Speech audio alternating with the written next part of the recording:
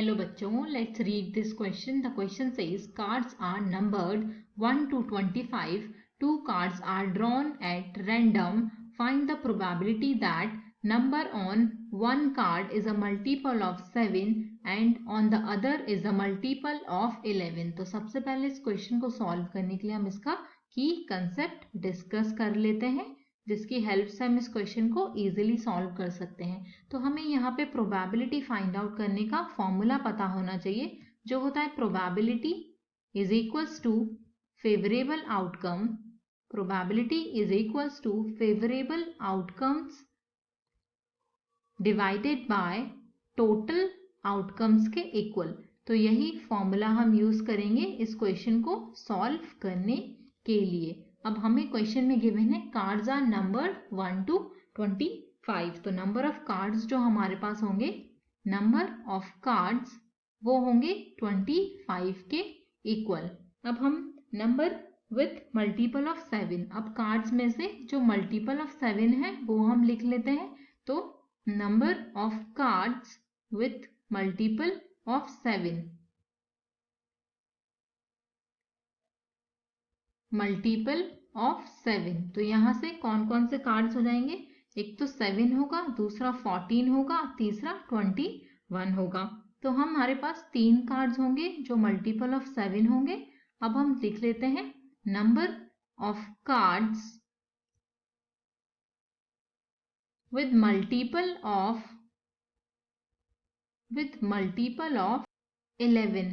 तो 11 के जो मल्टीपल्स होंगे हमारे पास वो 11 होगा और 22 हो जाएगा। तो यहाँ हमारे पास 2 कार्ड्स हो गए जो 11 के मल्टीपल्स हैं, एक तो 11 और 22। अब हम नेक्स्ट स्टेप में फाइंड आउट कर लेंगे number of ways to draw 2 cards out of 25। हमें 2 कार्ड्स को ड्रॉ करना है 25 में से। तो यहाँ से हम नंबर ऑफ वेज लिख लेते हैं। Number of ways to draw 2 cards from 25 card में से 2 ड्रॉ करने के नंबर ऑफ वेज हमारे पास होंगे 25C2 के इक्वल। ये हमारे पास 25C2 है, वो हो गया हमारे पास टोटल आउटकम, जिसको हम NS से डिनोट करते हैं। अब नेक्स्ट स्टेप में हम फेवरेबल आउटकम निकाल लेंगे। तो number of veg to draw 1 card, number of ways to draw 1 card divisible by 7 and other card divisible by 11। तो ये हमारे पास नंबर ऑफ वेज जो होंगे वो हो जाएंगे 3C1 इंटू 2C1 के इक्वल। और ये हमारे पास होती है NE की वैल्यू।